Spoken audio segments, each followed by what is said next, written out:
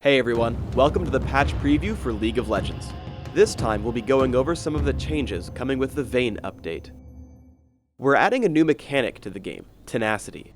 Tenacity works a lot like Mercury Treads do now, but Blind and Silence are getting added to the list of debuffs shortened. Mercury Treads are replacing their current passive with 35 Tenacity, but we're also adding 3 new recipe items, each with 25. Cloak of Agility and Dagger build 1, Blasting Wand builds the second, and Philosopher's Stone builds the third. We want to give players ways to combat crowd control heavy teams without feeling like they're forced to take Mercury Treads. This should increase item diversity and help make other boots feel better.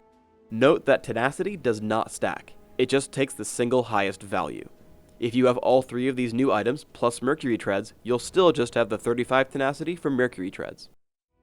We felt that Shen wasn't able to carry a game if he wanted to, but also was doing too much damage without investing in it, so we're lowering the base values on Key Strike and Vorpal Blade. However, we're more than doubling the scaling on Key Strike and converting it to scale off of bonus health. This should let Shen carry but not deal a ton of damage without trying. Jarvan is an amazing bruiser, but fighting him can be frustrating. We're increasing the cooldown by 1 second and mana cost by 5 on Dragon Strike to help fighting against him in lane. We're also slightly lowering the high-level values of Cataclysm and Golden Aegis, so that tank Jarvan is a bit more manageable. After watching Nocturne some more, we find him a little too powerful. We're hitting the high-level flat damage on Duskbringer and Paranoia.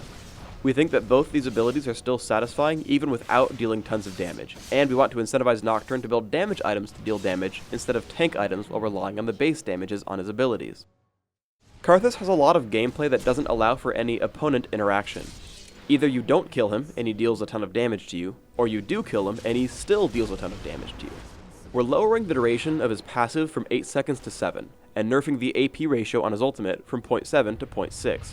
Players should now find killing Karthus to be a more appropriate end to his damage output. We had also given Karthus lower death timers to compensate for the 8 seconds of his passive. However, we've made that time actually count as time dead, so we're removing the death timer reduction since it's just extra at this point. We like the direction of the Gangplank remake from last patch, and now we want to give him more reason to walk into melee range. This patch, we're increasing his armor and attack speed per level, while also giving him a bit more attack range. Gangplank also got better cooldowns on Remove Scurvy and Cannon Barrage, in addition to Cannon Barrage having a bit more slow at early ranks of the skill. We have 2 big item changes coming into this patch. First, we're lowering Sunfire Cape's damage per second from 40 to 35.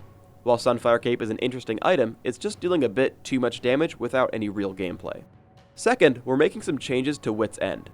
The mechanic of Mana Burn either completely shuts down a champion for an entire fight, or is useless and has no effect, so we're removing the mechanic from the game.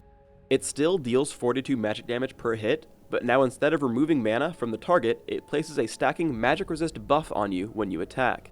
We like that Wit's End is an attack speed anti-mage item, so we want to keep that feel. Thanks for tuning in to this episode of the Patch Preview. Please subscribe to the Riot Games YouTube channel up top, and leave us a comment below on how we can improve this series.